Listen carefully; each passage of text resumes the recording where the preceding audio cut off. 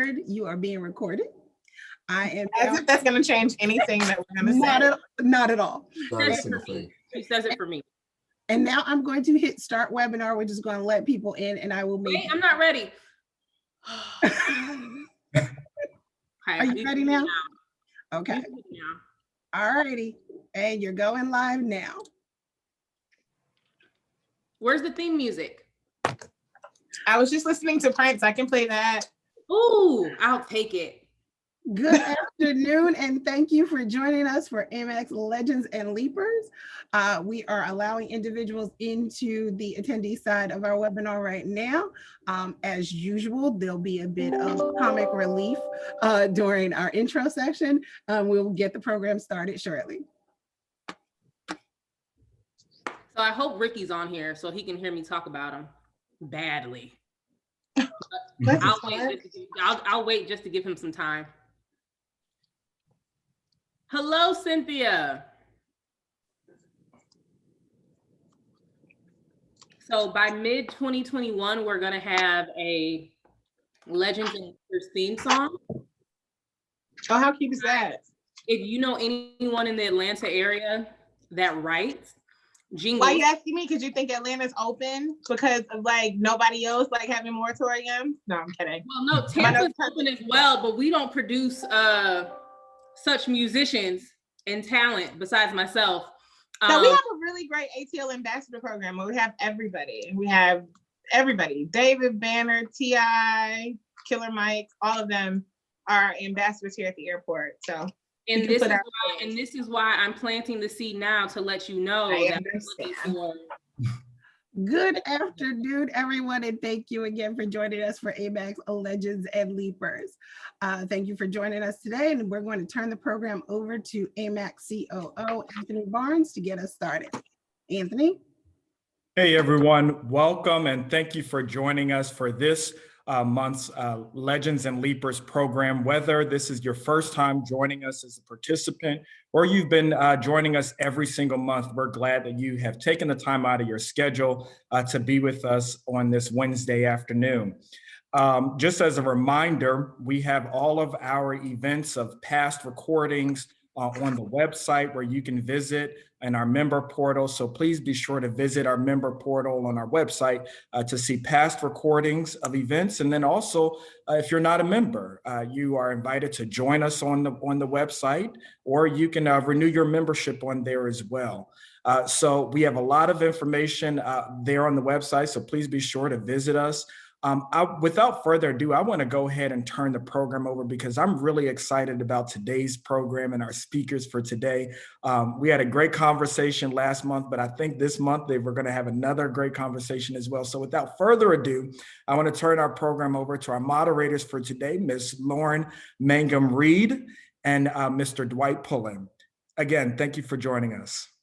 Thank you so much, Anthony. If anyone's here looking for Ricky, let's be serious. No one's here looking for Ricky. We are here because we have some amazing panelists, and also we have a new moderator as well. I'm super excited to be back. They did renew my contract. I know Ricky talked about me last time. I had to increase my worth as far as what I was being paid for the show. And so we're here, guys, and I have a phenomenal co-moderator. For those that this is your first time tuning into Legends and Leapers, this is a phenomenal opportunity that AMAC has presented to be able to get a legend in the industry, right? Someone who we have all known, loved, looked up to at any point in time, and also brought a leaper in the industry as well, and having an open dialogue and an open conversation to see how much alike we truly are, and just being able to communicate about how far we've come, where we're going, and all of those amazing things that come with it. So I actually want to introduce my my new co-host, Mr. Dwight. So if you are not familiar with him, I mean, this man he's a legend in his own right. So I'm sure you are. I was actually going to read his bio, but guys, Don't it's like do that. You don't got to do all that. You like can't do all 7 that. pages. And I was like, okay, so not reading the bio, Dwight, I need a shorter one. But long story short, this man's background from civil engineering. He's overseen aviation construction. I mean, he is the epitome of you can do a little bit of everything within this industry. There are so many different avenues within this industry, and you can talk to Dwight because he's had his hand in at least one of them. So super excited to have you on here with us, and hopefully, we can get you in permanently, and Ricky who. Exactly. Thank you so much, Laura. I appreciate it. And I'm going to do the honors of introducing and reading bios for our distinguished legends and leapers. I'm going to start off with our leaper. Jai, can I just say Jai? Can I just do that? You can say Jai. You can say Jai or Fly Jai or Fly Jai. I like Fly Jai. Okay, I'm gonna use that. Fly Jai is the assistant general manager and the head of marketing for their busiest airport in the world, Hartsfield-Jackson Atlanta International Airport. We affectionately refer to it as the ATL. Her responsibilities include oversight of the airport's commercial development division, comprised of properties, airline affairs, concessions, parking, marketing, and branding strategy, commercial real estate development, and air service development, and I am tired for her. As head of marketing, she leads global marketing and brand strategy and social media engagement for all public-facing programs at ATL. While her professional impact is global in reach, her passion is granularly serve her community. She lends her marketing expertise as a board member for the Andrew and Walter Young YMCA. Her love for youth is vividly illustrated as she is multi-year principal partner with MD Roberts Fine Arts in Magdon Middle School in Clayton County, as well as Langston Hughes High School in Fulton County. Jai also serves as the marketing lead for ATL's Human Trafficking Initiative, bringing awareness to the millions of passengers that travel to and through Atlanta. She has pages of award-winning efforts and career experience. And Jai, I really want to read it all, but wow. You don't have to. I'm so like, wow. I'm terribly Googleable. So I am definitely Googleable. So it's perfectly fine. Well, I will say this. She is a member of Alpha Kappa Alpha sorority because my wife is a member of Alpha. And if I didn't say that, she would beat me up. So I'm going to go ahead and say that for you. But thank you so much for joining us, Jai. And she does have a lot of awards and she is very distinguished. We are very honored to have you here. Thank you, Dwight. Absolutely. Now I'm going to also introduce Mr. who we don't really call him A. Bradley Mims. We call him Brad. So I'm going to introduce Brad, who has been a friend and a mentor and someone that I've looked up to for many, many years in the industry. In February 2021, this month, Mr. Brad Mims assumed his current position as Federal Aviation Administration Deputy Administrator. We need to give a hand for that. Thanks for representing Brad. Brad has served as a transportation professional in government and the private sector for over 40 years. As a government relations specialist with a multimodal transportation background, Brad holds a special affinity for the aviation industry. In addition to working for a number of firms and organizations related to transportation aviation, Brad served as the head of government relations for the FAA during the Clinton administration.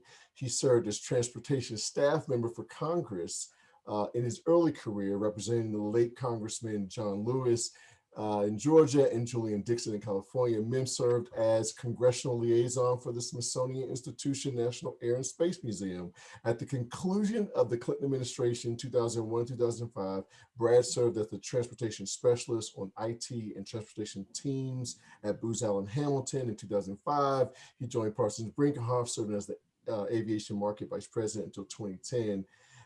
He, again, all types of accolades here, Brad. But I'm gonna try to bring it to the end. Prior to his appointment at the FAA, Brad served as the president and CEO of COMPTO. For all those who don't know, COMPTO is the Conference of Minority and Transportation Officials from 2016 to just recently. He graduated from Adelaide County College with a bachelor's degree in political science. Brad, thank you and welcome to Legends and Leapers. Thank you. It's great to have you. Great to have you, my So friend. we needed to add an hour on to today's segment just for Jai and Brad's bios and resumes, and talking about just how much, one, they've impacted their communities, how much they've impacted those around them, and just all the amazing things that they're doing within our industry as well. Now, one thing before we even get started, I'm seeing a lot of chats coming through. It is Black History Month. We are nearing the end, but nonetheless, happy Black History Month, everyone. I did not know that Dwight's wife was an AKA, but I did know that Jai was. And since I can't have my diva tool in the background, I made sure that I displayed it so beautifully on my shirt so that everyone could see. So I know that Shanetta gave the AKAs a quick shout out, but for all of the members of Delta Sigma Theta Sorority Incorporated that are here on today's segment, ooh, my sorors, you are appreciated, you are loved, and that is all I'm going to say. So I had to make that quick caveat. Brad, I just, sir, like this is how I feel right now. So you literally, you have done a little bit, you've had your hands in a lot of things over the years, right? Right. So because we are in Black History Month, and I would be remiss if I didn't bring this up, tell me, one, what Black History Month means to you, but also the changes that you've seen over the years as well. Well, the changes over the years with regard to Black history, I remember when I was a kid, and I hate to, I'm dating myself, but when I was a kid, it was Black History Week. And I remember second, third grade, the principal would bring these sheets in and have us color the sheets, but it would tell us about Langston Hughes, James Baldwin, all of the legends in the industry, Harriet Tubman, people who preceded us. It became Black History Month many years later. And it started where, again, it only housed itself in the African-American community. But as time went on, everybody started adopting the issue. It started adopting Black history as we go forward and as we went forward. But one thing that I want to tell a quick story about is my daughter and my granddaughter's teacher. They weren't dealing with Black history. And my granddaughter came home and told my daughter, they're not telling us anything about Black history. My daughter called the school, and that changed just like that. So I've seen that kind of thing happen where, if people bring those kinds of issues to the fore, things will happen. But again, there are a lot of people, and I call a lot of folks unsung heroes in the movement. And one guy that I know that some of you don't know, but I know Ricky would know, is Bill Jennings in our industry.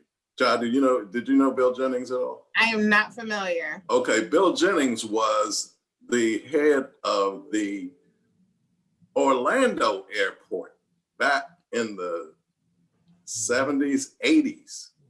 And Bill was one of the pioneers of making sure that Black and minority vendors were getting business at the Orlando airport. You didn't hear a whole lot about him. He was just one of those guys who just made things happen. And when I became a young head of the Office of Government Relations at the FAA, Bill Jennings came to my office and sat down with me. And I'm like, who is this guy? He's just a very unassuming guy, but he was the one who just schooled me on the whole issue of DBE in the industry, of AMAC and the importance of AMAC, and the things that I needed to do. And he pointed out to me those things that I needed to do and the significance of my position at that time. So again, one of the unsung heroes in the industry. And I'll talk more about other things and other people that I've been in contact with.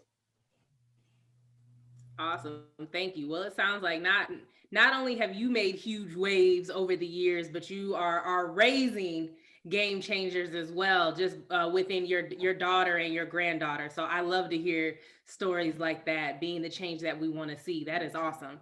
Right. Di, same question goes for you, darling.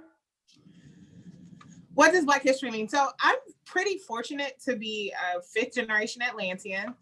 So my family's nested here, and I didn't realize how rich the culture of Atlanta was until I met people in college at Spelman College. I don't think Dwight had a chance of giving everybody that pleasure, but yeah, I'm a proud Spelman alumna.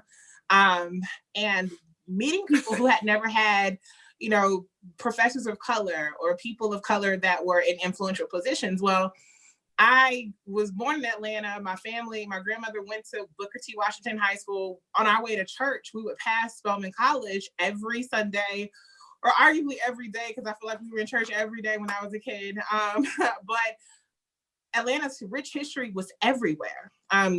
We passed the King Center all the time, so it wasn't a big deal only in January or February. So being from such a rich city where everybody looked like me, you don't realize that the world doesn't look like this. So I'm very conscious of rooms that I'm in where people don't look like me, and positions of leadership don't look like me. But I've had a very rich mentorship and sponsorship, whether it be people who look like us or not, because we do have allies in our space who are very important as well. And many of my mentors have spoken, or sponsors have spoken my names in rooms that I have not been privileged to be in, which is how I'm here. So I take it very seriously to cultivate the relationships, make sure that from internships, speaking engagements, the community work that I do, I didn't realize how big of a deal that I was sitting at boardroom and board meetings with Dr. and Ambassador Young. I see them once a month, right? And I don't realize what that looks like until you're outside of this microcosm. So that's very rich. One thing about my Spelman experience was everything was melanated and immersed in Blackness. So from African diaspora in the world to our basic history coursework, it was all about the Black experience, the pedagogy of Black people, and really talking about what that looks like. So I was very clear on what my true north was and where I sat in this ecosystem and the responsibility I have. I didn't intend on aviation. Aviation found me. I'm enjoying this next flight, but I'm very clear about those who I need to stow in my bags with me as I ascend, and how important that is. So I'm very clear about what my role is, and I don't take it lightly. And it's my responsibility to make sure that more people who look like me, or women even, are in positions where they can elevate. I stand on the shoulders of those like Myrna White and others who've been in this space for a very long time, who've cultivated us as leaders and introduced us to things like AMAC and those other groups that allow for us to be amazingly great and seen. So that's really important. I got a question for both of you. Just leveraging on what Lauryn just asked, both of you have clearly been influenced by, major players, icons in the industry. I'm wondering, what was the best piece of advice you've ever been given, and by whom? So Brad, or you want to jump in, or Jai, either one of you can go.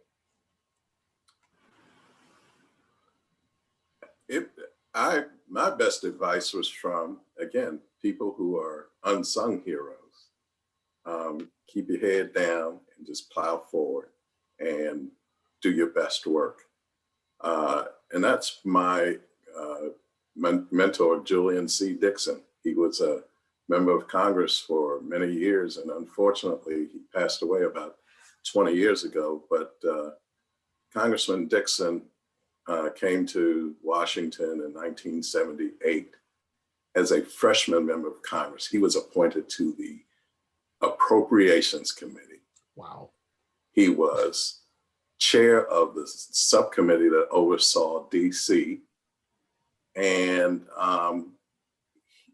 but you don't hear a whole lot about him, but he had the influence of 20 men, if I could put it that way. Julian grabbed me when I was 25 years old and taught me how to be a man. if I can put it that way. Mm. And he was very emphatic about making sure that you took care of people and you did the best job you can in taking care of people. Julian was the one who shepherded all of the money for the LA metro system. From the metro, from what you see now, from the beginning of the LA metro system, he shepherded those funds to create that transit system in LA County. Wow. And I just have to take my hat off to him, because again, all I did was sit up and watch him. And the thing that he did for me was taught me how to carry myself, how to handle myself, how to run an office, and just be a good guy, you know. So he was one person who was very influential in my life. I don't need to mention John Lewis.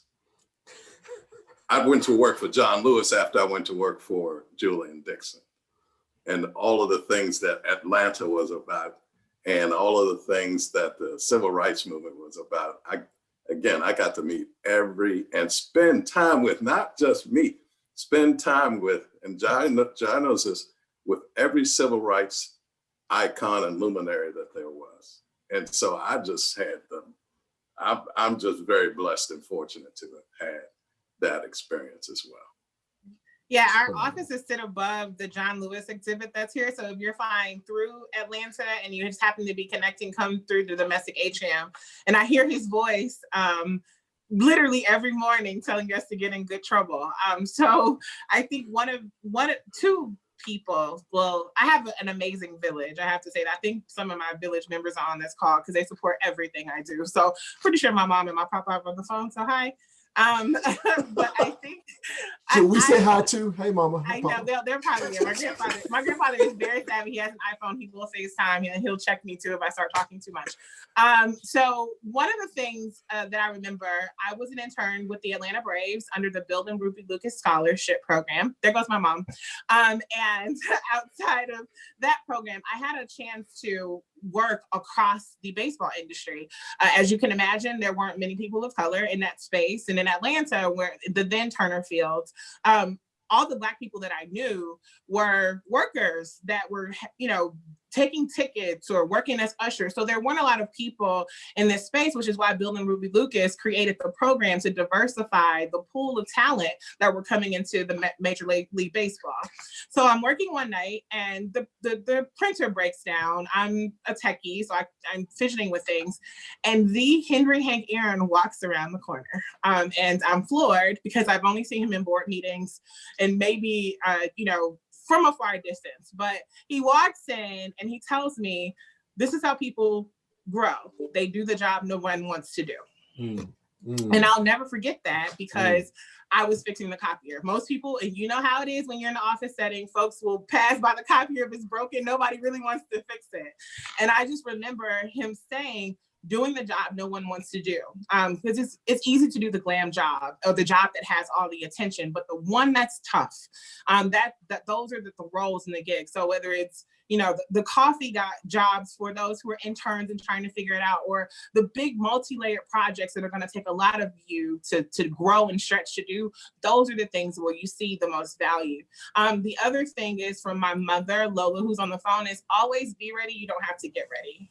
So things like I was a ball player, so I was always ready for whenever it was my turn to be up.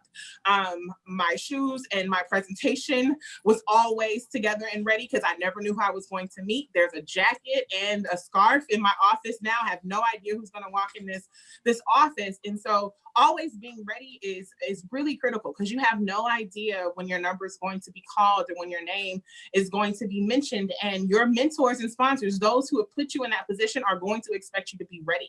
And they don't have time for you to get ready. So even in that space, always being ready and then doing the job nobody wants to do are the things that have got me to where I am, whether it's the entertainment industry, sports, aviation now, retail, consumer products, that still holds true for me.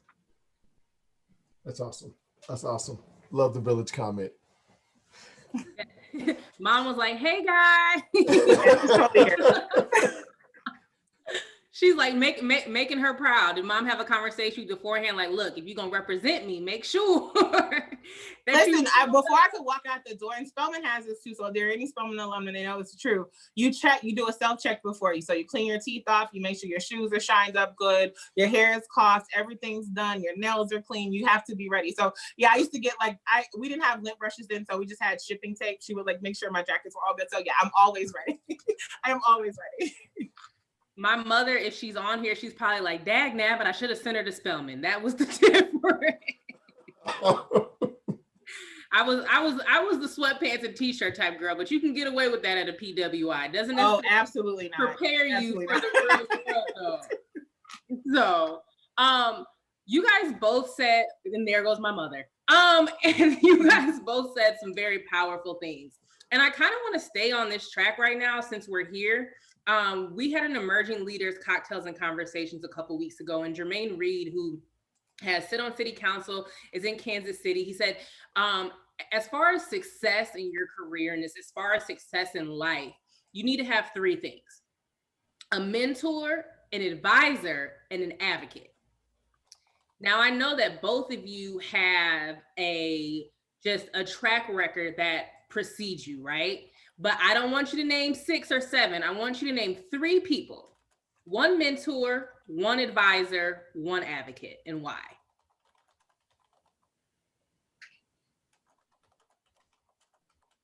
I go back to my time in college. I had a mentor who worked in the federal government. For me, by trade, I am a lobbyist, and was fortunate enough when I was in high school, I worked in the Office of Congressional Affairs at the U.S. Department of Transportation. That's kind of where things started for me. And the guy who mentored me when I was in high school became the chief lobbyist for the Department of Labor. Once I started as a freshman, he told me to come see him. I got a job as a stay-in-school student, and but those are political jobs that they were in. But when I went to the Office of Congressional Affairs at the Department of Labor, there was a guy named, there's a guy named Ray Randlin, who was one of the congressional liaison officers, and he literally taught me and set the pace for my life. And he explained to me at various intervals where I could and should be in my growth as a person and a professional. So Ray was that guy who caught me early in life. And secondly, again, for those people who mentored me, again, when I was 25, again, I just mentioned Julian Dixon. And then as I went forward, people like John Lewis. I was fortunate enough to, in my career path, I became the head of international affairs, aviation and international affairs at the Department of Transportation. So I was the department's ambassador to the rest of the world. Puts me in touch with Andy Young. It puts me in touch with all world leaders I got to meet and spend time with an array of people from around the world. And it just kept spinning and it kept going. And as I went forward, Rodney Slater, who's my brother, I spent time with him. I spent time with him that entire time when we were during the Clinton administration, and we're still together. And as I went forward, sometimes you don't see yourself as other people see you. I'm just that little Black kid that grew up in Northeast DC. And I just never, you know, the other thing that happens with a lot of people as their career goes on, they get a little full of themselves. And you gotta keep your feet. You gotta keep your feet. Don't get all of it. Make it plain, Brad. Make it plain. Right. So, you know, don't get all beside yourself. And, you know, as you're going forward, make sure that you're helping everybody else who's behind you along. I got my brother Dwight there. I have a number of other folks who, you know, just as we all went forward, we went forward. Ricky Smith is another one. A number of other AMAC members and board members. Warner Session. We just, all of us, as we grew, we went forward and we grew together. And we had and still have a support system as we go forward. So, you know, it was very interesting because in this process too, I got called from Compto to head the transition team equity piece. And I didn't know that was going to happen. So I did that. And then after getting that exposure, they said, oh, you need to come take care of things at the FAA because things are rough over there. And they can use you. So here I am. And I'm back to working 12-hour days now. And I'm like, really? But it's a labor of love. So I'll just leave it at that. So I love when you said we grew together. So folks ask me, well, how did you get where you are? You're so young and you're so fired. I've always been this way. I'm pretty sure this is a part of my DNA, 100% from just my energy. Everybody wants to be close to the sun, right? So I realized having really great energy and being authentic, that gets you very far. And people actually will start to adopt you as mentees. You don't have to ask anymore. They'll come tell you. So I'll keep this ATL centric simply because I've only been in the gestation of aviation for now, it'll be 6 years in June. And I've matriculated very quickly. I come from a corporate and a commercial consumer product background, television entertainment. So one advisor, and she's probably on the call and gonna get excited because I know that she's been a legend for a while, is Myrna. When I first got here, Myrna White checked me real good. That's Myrna. That's Myrna. Right. Look, she checks everybody real good. From the great town of Dublin, Georgia. But I realized that I was coming into a space that was established and that was evolving. Whether it be through technology, what we were trying to do as an airport, where the city was going. And I knew that it was very critical for me to make sure that I had the advisement of those who had institutional knowledge, who knew the political landscape, who knew what was happening outside of our airport ecosystem and how those things were going to be impactful. And even now, I'll send her a note and be like, yeah, what should I do about this? Or I need help with that. And she has literally, her Rolodex is insane and she can pick up the phone and call anybody. So she's an advisor, a mentor. Michael Smith, who's the current Senior Deputy General Manager, I have a report up to him. And although quiet, much a giant, he's been everywhere. I think he's retired like 5 times from various entities, whether it be, he's an attorney, a recovering attorney, I call him. But even silently, most recently, last night, so we're in the thick of budget, right? And so I oversee 8 lines of business. And as you can imagine, in a world that there's a small thing called a pandemic, budgets don't look the same. And so I felt very black and blue from the 2 budget meetings I had yesterday with parking and our business ventures group. And so I'm texting Michael because he's always so constant in these meetings. And I told him, I was like, I feel like I'm in outer space. He was like, but you're doing good.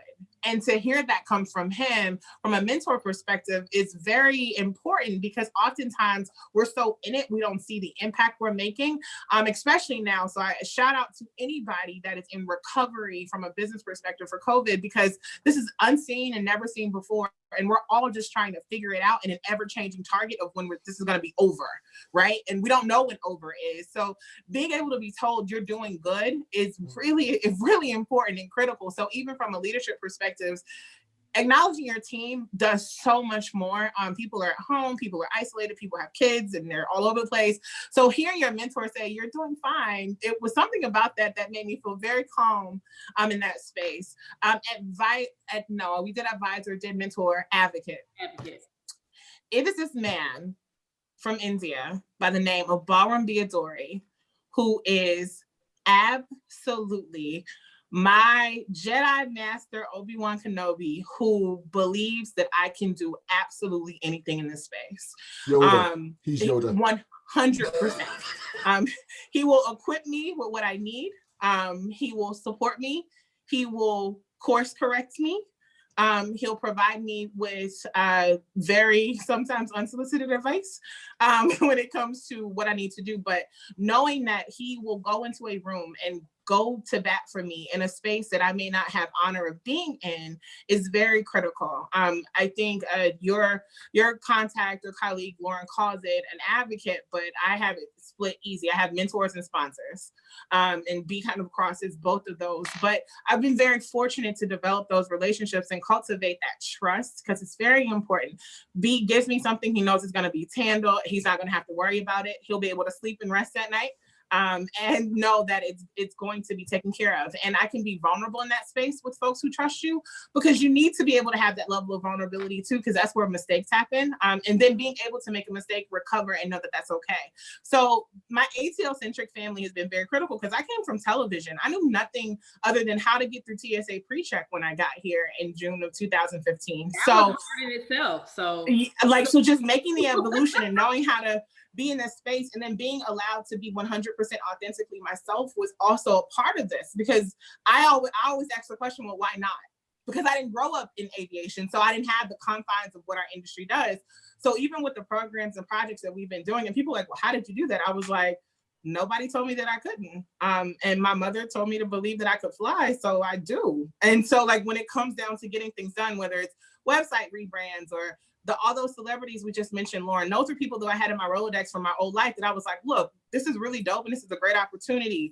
Or really being able to understand what value propositions are from a commercial perspective and how to get customers what they need. Those are systemic and those are basic across all products. So being able to take those tools out of my toolkit and then put those in an applicable aviation space is what's been helpful. But my advocates, my mentors, my allies, those folks are the ones that keep me very course corrected. And those are very critical. And everybody, to Brad's point, everybody needs somebody to check them every now and then to pull your coattail, especially in a space, but you also need a hug. You also need to know that you're doing well. And so having a good balance of both of those things is very critical for me. That's awesome, Jai. I want to, we're going to keep it real like we're doing right now. We're going to continue to keep it real. I was reminded that yesterday was the 1 year passing of Ahmaud Arbery and what happened, the whole civil unrest and everything that went on over the past year. My question for both you and Brad is, and this is probably a bit more serious question, but we're all working in different environments, and that didn't go away just because it was a year ago. It's still very present for all of us. So how do you navigate in your landscape with, especially right there in Atlanta, right? Brad, obviously you're in the federal space. What is your way of navigating those types of conversations and discussions with colleagues and partners and folks who are unaware, folks who are aware? Like, give us your best advice for the group. I've always been the diplomat. I've always been throughout my life. And again, for me to navigate, I've always been around people who are of all hues. And I've always been a very good communicator and person who talked to people. But people who I've been able to gain the confidence in for them to talk to me.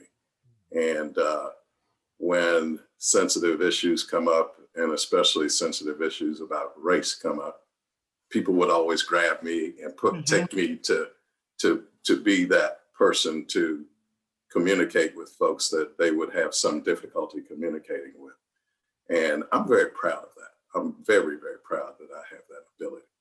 But with everything that happened in 2020, and I'm not so diplomatic anymore. And I'm gonna tell you how it is. If you like it, fine. If you don't, that's your issue. But with everything that's happened with in our community and people being literally lynched, literally murdered on camera, that got the worst. That got my hackles, and I can't be nice about it anymore. Talk straight about it. When I was at Compto, when I was at and whenever people are calling on me now, I just say, don't dance around. Say what you mean. Say what you're gonna say, and we can all. I'm grown. You grown. We can all deal with it. And if you don't know how to say it the way that you have to say it. We'll fix it. We'll get that all fixed. So I'm not as diplomatic about things as I used to be. And I guess people are hearing that because that was one of the central reasons why I was asked to come to the FAA. Just be straight with the folks, let them know, and the agency knows that it has a problem. It has a problem with racial equity. It has a problem with people being shunned out of positions. I was just really surprised when I got back to the agency. Though numbers might say one thing, when you see the visual, it says another. And that has bothered me. And I'm happy to have the backing of the president and the Secretary Pete Buttigieg, and watch out for that. Watch out for Pete Buttigieg as you're going forward. He's a special guy. And then we have a administrator. He's from Atlanta. His name is Steve Dixon. And Steve was very much a part of Delta Airlines. So we're going to make things happen. We're going to make things happen in 4 years and get things back on track compared to what we've been through in the last 4 years, which culminated in that all of that violence and unruliness, if I can put it that way. We're better than that. We're better than that, and we're going to become better as we go forward. So how do you deal with it? You deal with it directly. So I'm a relationship curator. I've always have been. I've always had people migrate to me ever since I was a kid. Like that, I think that's just a part of my gifts, or my treasure. But in light of everything that's happening and being in Atlanta, which is a very different space, along with being in Georgia, where Ahmaud lived and was minding his own business and picking in a house and going for a run and then being, in essence, hunted. It's unsettling. But what I learned was the revolution is not being televised, it's being socialized. So what that means for us in a technical space and in a space of technology is our stories that we've been telling for centuries are now being captured and they're being consumed globally for people now to understand it is just not us crying wolf, right? And so being able to have video and being able to show documentation that the realities that we live are not made up, they are not surreal. They are not imaginary. They are real. These are real people with families who 2 days ago were on TikTok doing dance videos and now they're dead, is a very real opportunity for us to create better allies. And I have tons of them here. Many folks, be honest, they don't live in a space where there are people of color. They don't go to Publixes and grocery stores where their kids don't go to school with children of color. So oftentimes when they want to be an ally, they don't know how to be because there's nobody outside of their circle. So oftentimes your workplace, albeit uncomfortable for some, is usually the only touch point that folks get with people that don't look like them. And so being able to have conversations with people authentically, and being able to truly show that you are a real person and that you bleed and you have family and we have, ritual and culture that is so rich and so amazingly beautiful. It's really critical in these spaces, because I think it's one thing to look at yourself. And I think this goes back into my Spelman education of the two-ness, right? Because all of us have been told the story about being better than and double than and having to work harder than. That's a part of the fiber and the culture of the Black experience, I think, from a cultural perspective. So knowing that when you walk into a room, knowing that I have to be coughed about my hair, I have to be careful about, what I choose to wear, what earrings I put on. I'm 6 feet with no shoes on. So I come into a room, my mom calls me Hurricane Jai because I've walked everything off of the walls with my energy, as you can tell. I have to be aware of that consciously in those who I'm meeting with, because I already have these, subliminals and these kind of primed ideas of who I am. So to be able to see this happening in a social space, I don't think it was intended, but I'm going to be grateful for those social innovators, because now we have a channel that is not a one-way communication model, that people who do have a voice who were voiceless before can show those things, because I can assure you, had there not been video captured of Ahmaud, we wouldn't be talking about this, because it would have just been another incident that could be dismissed. So again, the revolution is 100% being socialized. And I think we all have a responsibility to pull those folks in who don't look like us, who want to be allies, and provide them with the understanding of what it is not my job to teach you not to be racist, but it is my job to make sure you understand how you're impacting me. And so I do that on a regular basis. I go all the way down the Spelman Tunnel and back if I need to, when it comes with the readings and the academia. But also I think it's having those real conversations before they become issues is something else too. So I was on a couple of AMA, American Marketing Association board conversations. I did some stuff in other aviation spaces about diversity and D&I initiatives. And what I was explaining to people was, don't just put up a meme because it helps. Don't just put up a Starbucks pin now because you're being responsive. Don't just say you're going to hire a certain amount of people. Put it inside of your culture and in your mission statements and hold yourself accountable. That is how you change the fabric in the culture. It's not just about, oh my God, we had one symposium where we had a whole bunch of Black people doing a Zoom, so now we've done our power to the people moment. It's really about changing the culture and fiber, and also being able to acknowledge that you have a problem, because most people don't even know they have one. So kudos to Brad to bringing in all that melanin sunshine onto 1600 Black Lives Matter Plaza, because we need it. Wonderful, wonderful. Sorry, go ahead, Dwight. No, you good, Lauryn. You good. I'm about to take this one and run with it. Take it.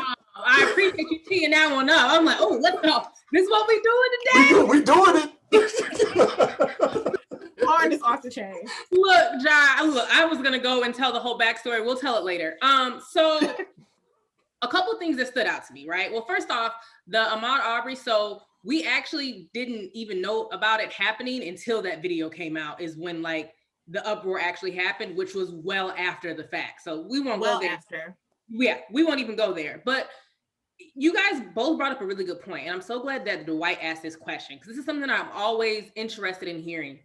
So Brad said something in the beginning when we were talking about just kind of growth and mentors and advisors and advocates. And he said some advice that he got was, keep your head down and do the work. And that's also advice that I have gotten as well. In my area, I'm one of few young Black people, period, right? And so I've heard, keep your head down and do the work.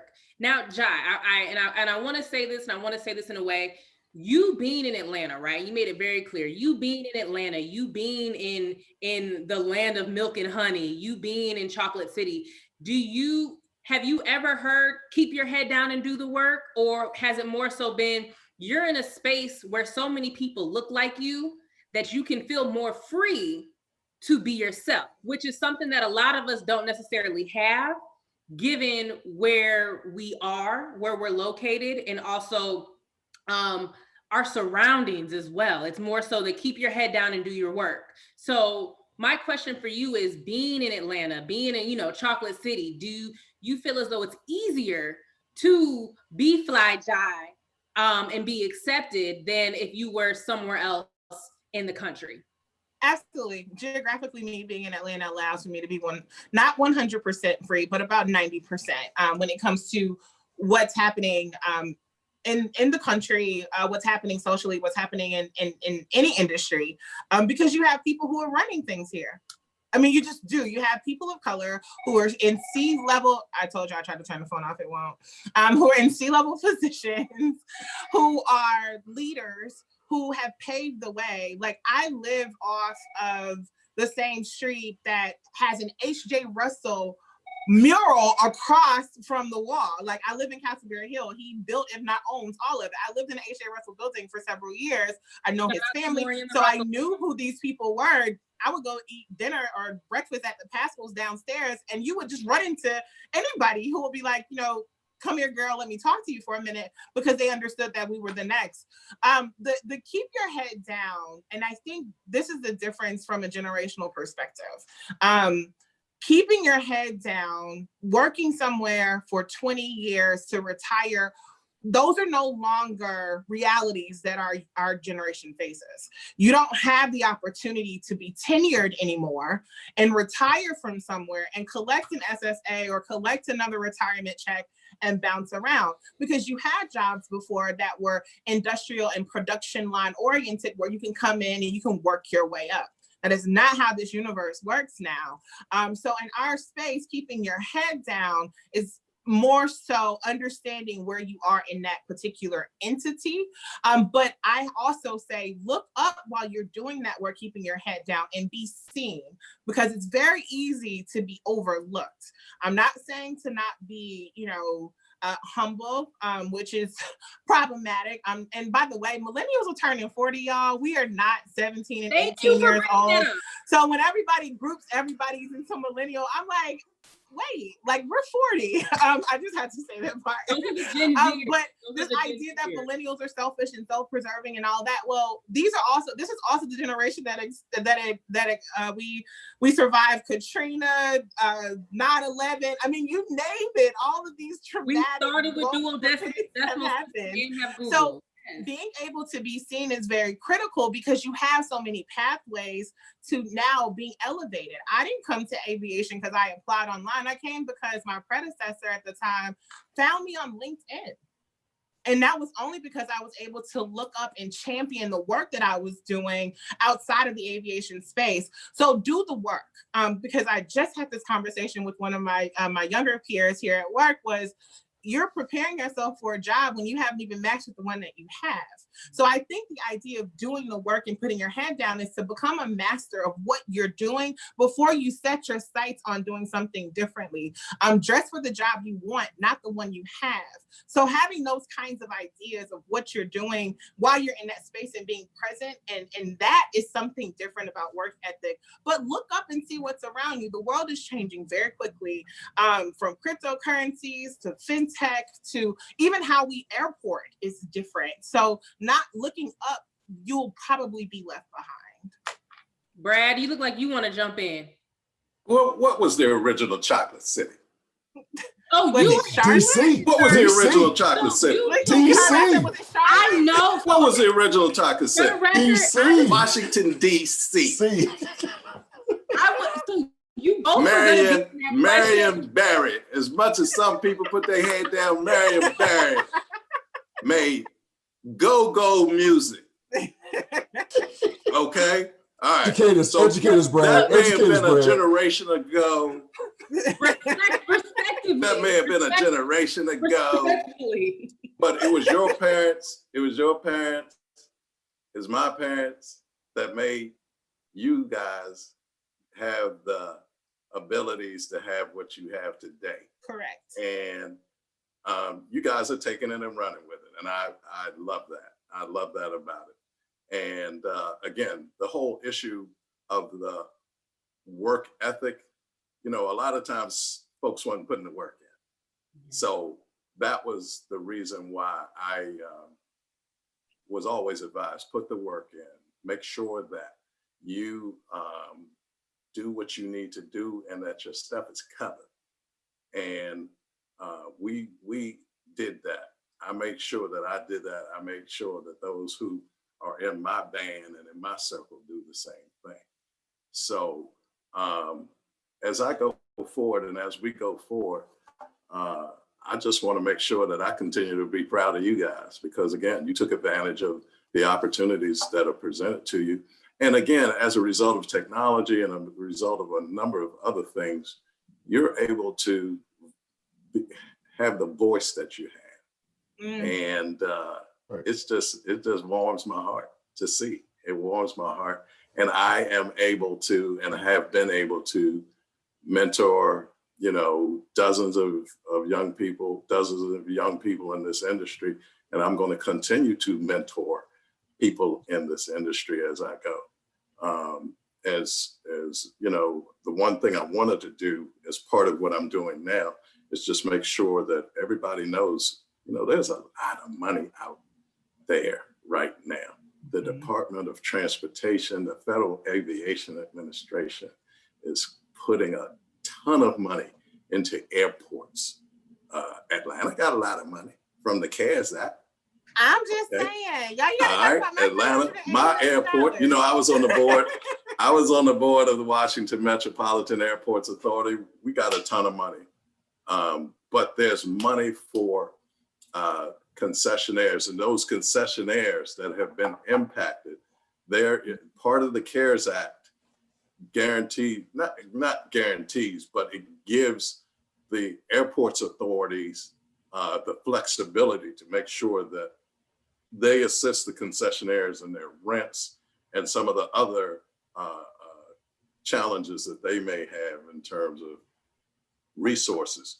And it, you know, to the tune of $200 million in this new Caressa bill.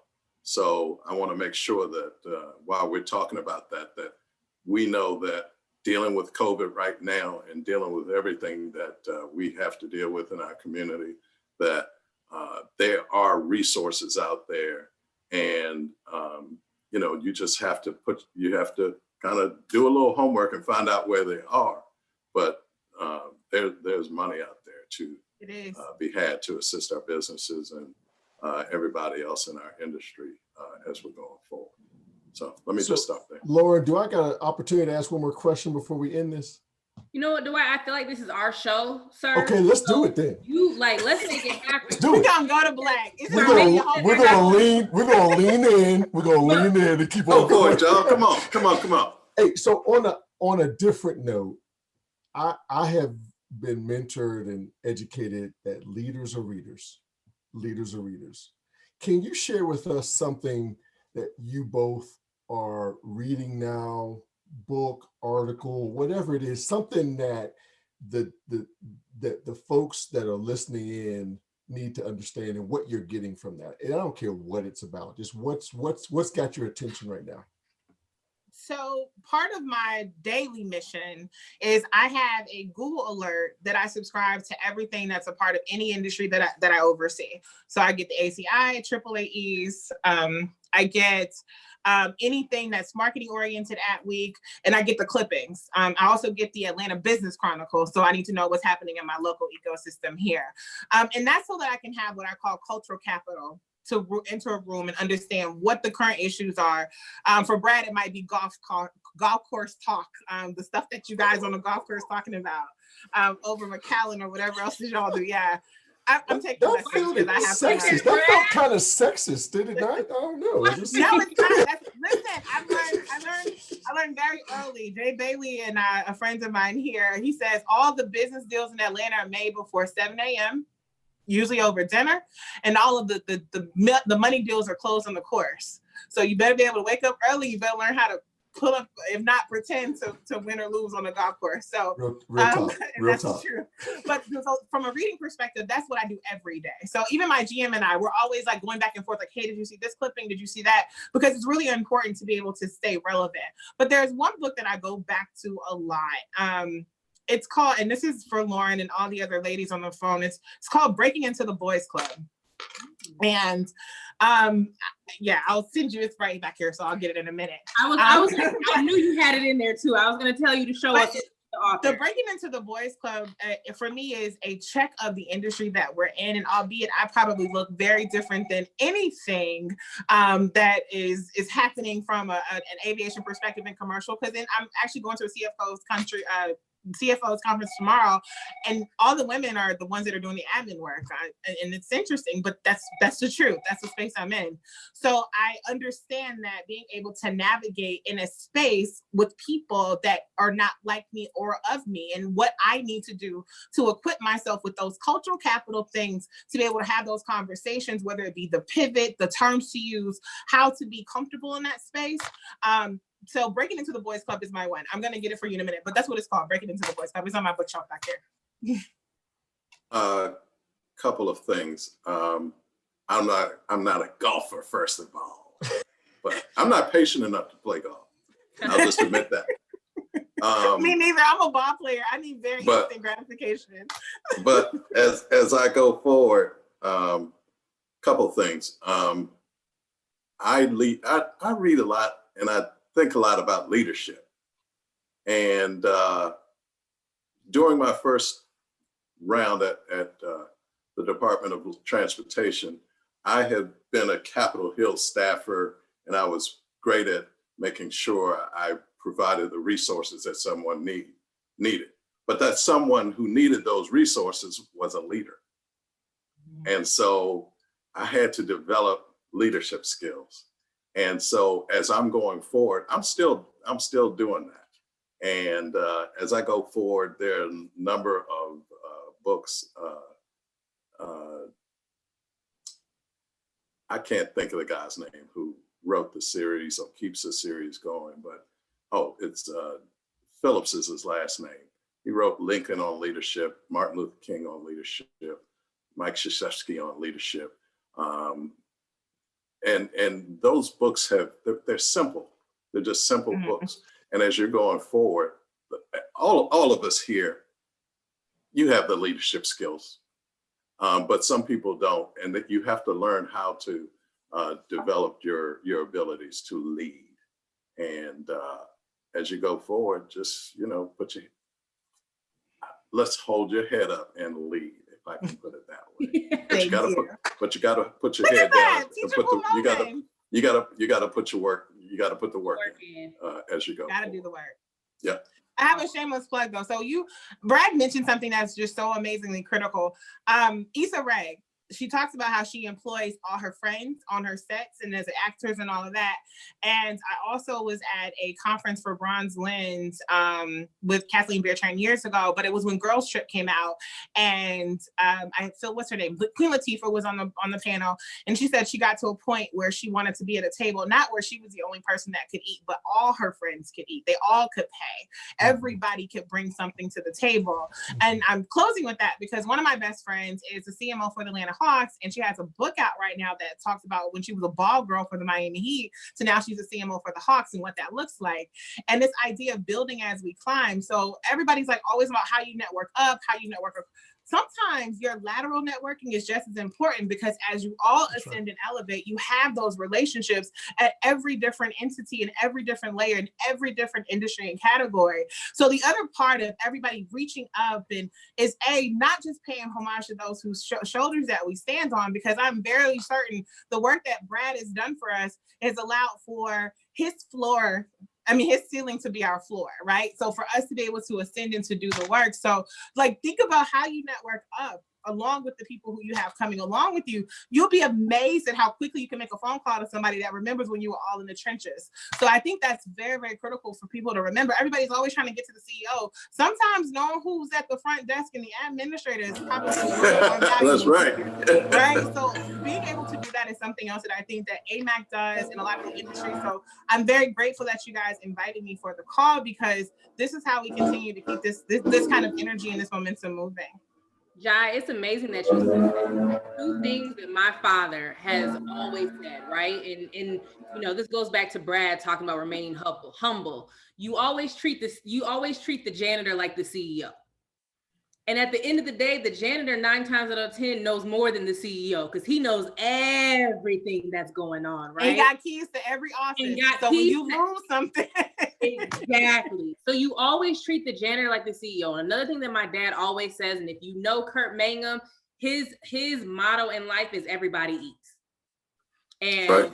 and same notion, but truly being able to not just network up, network laterally, but be in a position to be able to also bring people with you, right?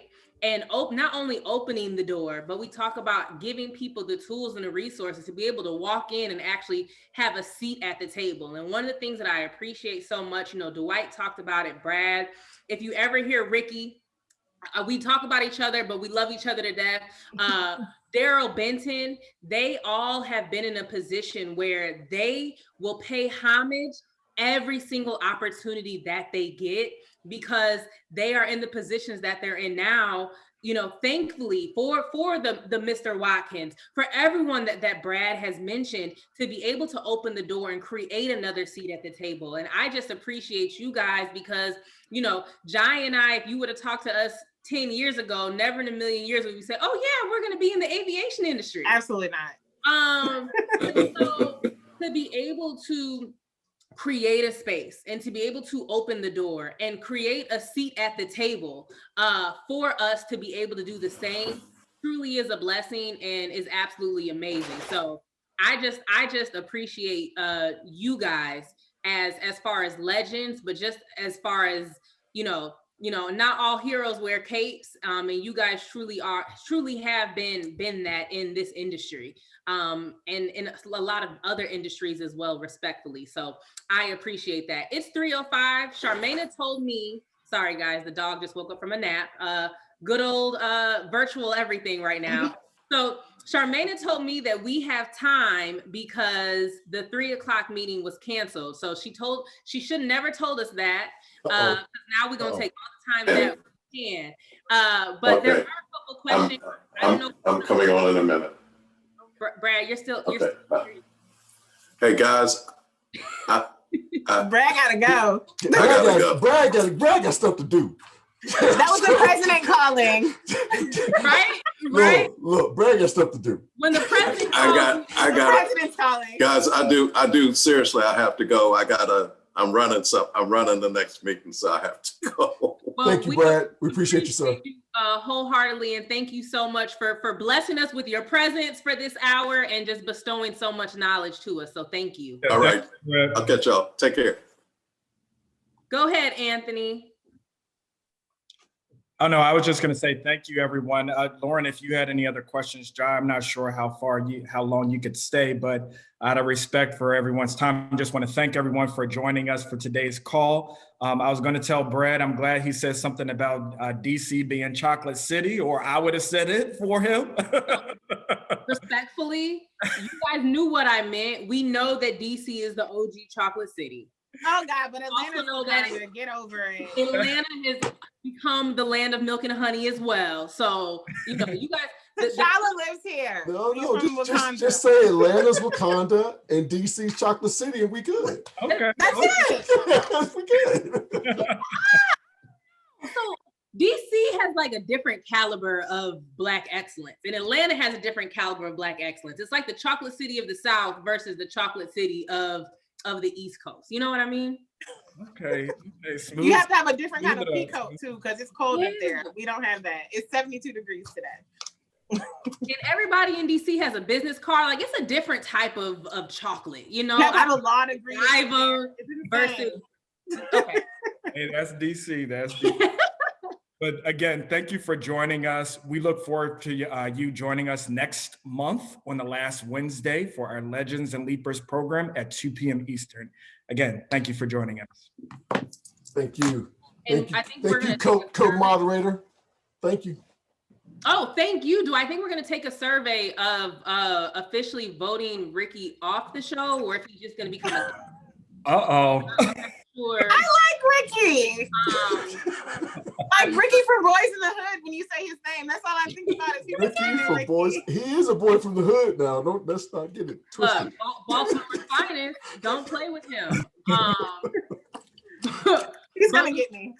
Oh, he's coming for the both of us. Don't you worry.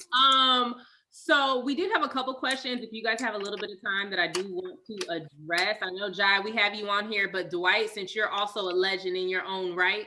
Sorry, I'm rolling up. Somebody said Chocolate City. They agreed.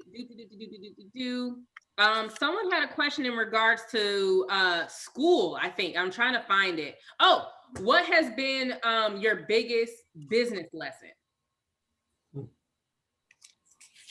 Biggest business lesson. Maybe not business, but career oriented. So when I graduated from Spelman in 2004, I was given an internship with the Braves. I graduated from Spelman in 2005. And I had a job. Actually, I graduated May 15, 2005. My job was June 6th, which is my birthday. That's how I remember so much. I always have these random things happen in June and November. I don't know what it is, whether it be in career. Anyway, I worked at Turner Broadcasting, which is now Warner Media, for a very long time. I was very excited about being able to grow and having my name on the outside of a cube. Well, in 2013, Turner had a thing called Turner 2020 layoffs, which means what? I lost my job. And so what I learned, business lesson, career lesson, was to know your worth and your value. When I was in this consulting space, because I was trying to figure it all out, I had people that were reaching out to me. They're like, hey, I know you do marketing. I know you do brand. I know you do tech. What can you do? And embarrassingly, I didn't even know how much I charged per hour, because I never thought of myself as an enterprise. I never thought of myself as being the vessel by which had the information to be able to consult. So that was one thing I always took with me from 2013 and beyond, was to know your value and your worth and know what your hourly rate is. People have passion projects and other things they want you to help them with, and you don't always know how much those things are going to take of your time, your talent. People aren't paying you because you can do it in 5 minutes. They're paying you because you have the wealth of knowledge to do it in 5 minutes. So like being able to understand your value in that way was the biggest lesson I ever could have learned, because I had no idea how long and I had been cutting myself short and what people were willing to pay for. And people will pay premium for things that they want. And I think that a very profound quote, and I'm going to butcher it, but you guys are going to get the gist of it. Even though you were in consulting for, let's say, 5 months, right? You're not charging people for your 5 months of experience. Your fees are based off of your 10, 15 years of experience that's guiding you to where you are now, which 100%. Is why they're reaching out, right? A lot of times we're like, oh, well, I'm just new to this, so I'll do it, pro bono, or I'll just charge you a little bit, not realizing obviously you're offering value because they're coming to you for a reason, right? And then all of your experiences leading up to this point is also very, very expensive, and holds even more worth there. So kudos to you for getting into that space and realizing it very, very quickly, because I feel like a lot of us, especially as younger generations come through an entrepreneurial track, don't truly understand their value and what to place on that too. So yep. Hey, so I want to answer that one. Can I answer that one?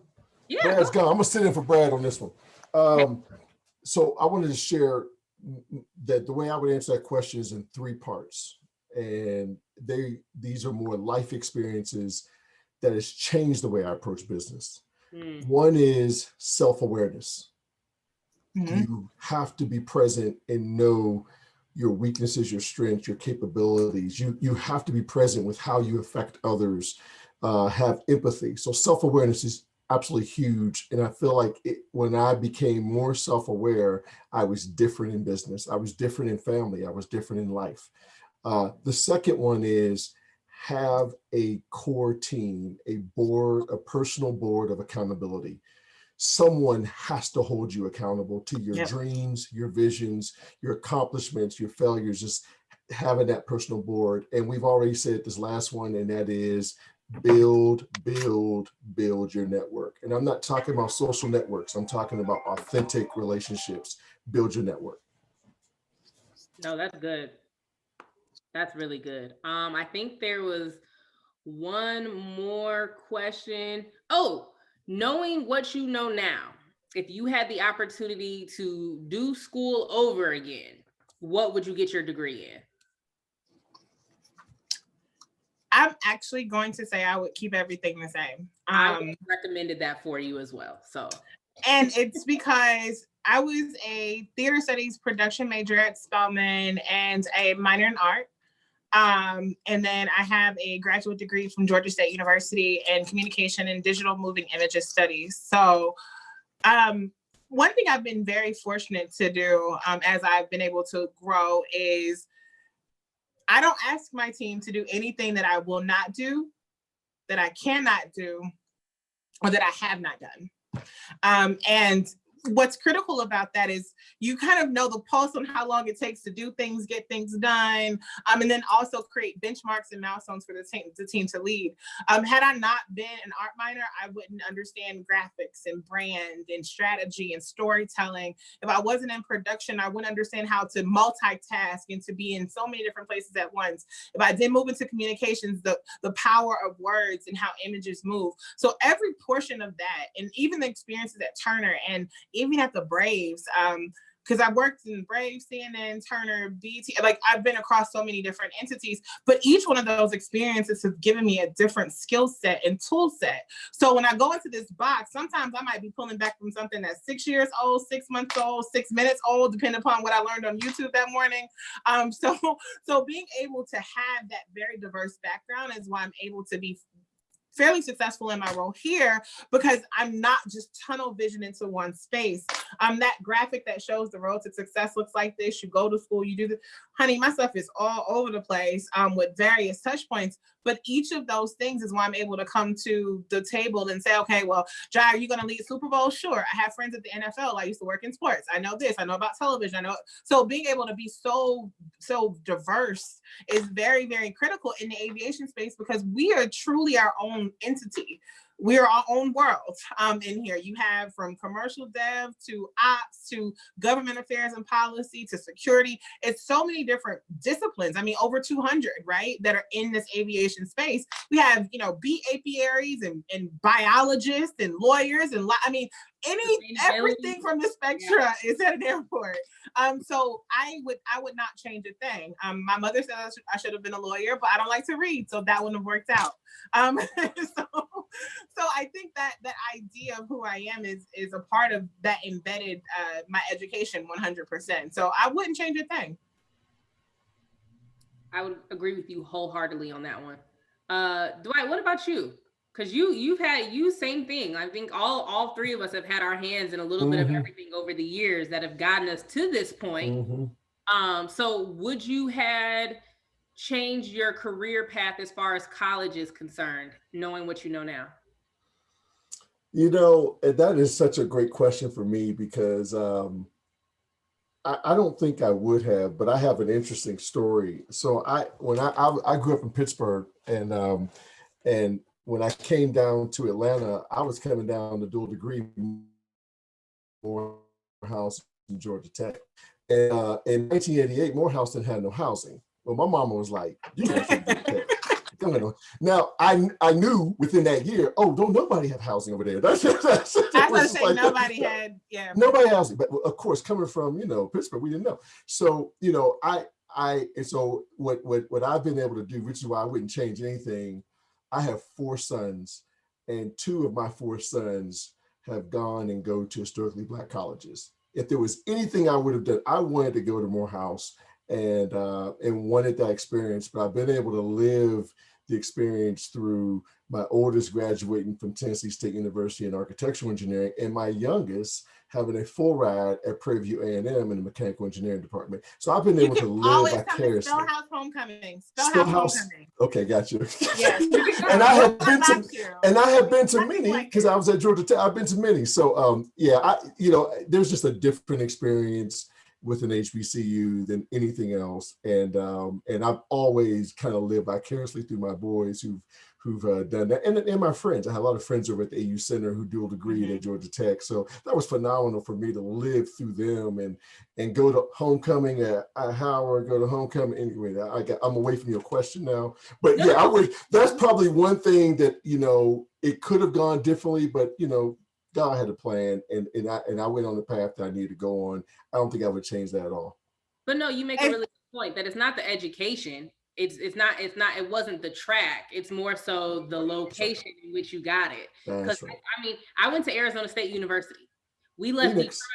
I turned down my basketball scholarships and ended up moving to Arizona with my family. And so besides having just a huge culture shock, I have so many friends of mine that ended up doing their master's, doctorate, et cetera, at Howard, or having that balanced experience, because it's something that we didn't get in our undergraduate. So my brother actually went to Howard and played football. So and I was already graduated. So I got to experience all of the HU homecomings and football games and everything else. But you make a really good point of not necessarily changing your track, but possibly the location. So, but you know what? Everything happens for a reason. It all does. So if you would have gone to an HBCU, you might not have, met your wife and had the 4 boys that you had. That's the way I have to look at it to make myself feel better for not going to an HBCU. Well, we're invited to Spellhouse homecoming, so that's what's up. And we're going to be with the You're more than welcome to come. I will make sure they know. Fly Jai, you remember you said this at 3:20 on a Wednesday. It's recorded. Hey, I'm not doing no virtual. I want the in-person real thing. I don't want no virtual. I can't wait. And Dwight, you better have VIP passes for us to accompany with her throughout the weekend as well. I like the way you think, Lauryn. I like the way you think. Listen, I'm at Spelman all the time. I live in Castleberry Hill, which is 3 blocks from campus. So I'm still there all the time. And I love Dr. Campbell, our current president of Spelman College. So I'll see what I can work out. You see how she did that, Dwight? She'll see what she can work out. Yeah, I saw that. That was shade on the side. She just threw it. and then what happens at Spellhouse stays at Spellhouse. So. So VIP Spellhouse for the first, and Dwight, it's gonna be even better that we waited, because the first actual homecoming on campus is gonna be even better. So for us to be VIP, I'm here for it. Let's do it. Well, I'm a plug. It's fine. Look, you ain't said nothing but a word. Thank you all so much. We are officially 20 minutes over. We appreciate everyone that's been rocking with us and just continuing the conversation. Thank you all so much. Like Anthony said, our next Legends and Leapers is going to be next month, and we are just excited for this opportunity to be able to have a industry legend and an industry leaper come into one space, and we can truly just have an open dialogue and an authentic, genuine conversation that we don't necessarily get on all of our Zoom meetings throughout the week. So Jai, thank you so much. Brad, this is recorded, so this is me again thanking you, even though I paid homage, thanking you. Dwight, my brother, I appreciate you, bro. I loved it. Do this. We can roll. I'm here for it. And if Ricky has to come back, we'll just do our own show. It's all right. We'll do our own thing. A spinoff. All right. Well, thank you all so much, everyone. Thank you, Jai. Be healthy. Bye. Thank you, guys. Thank you all.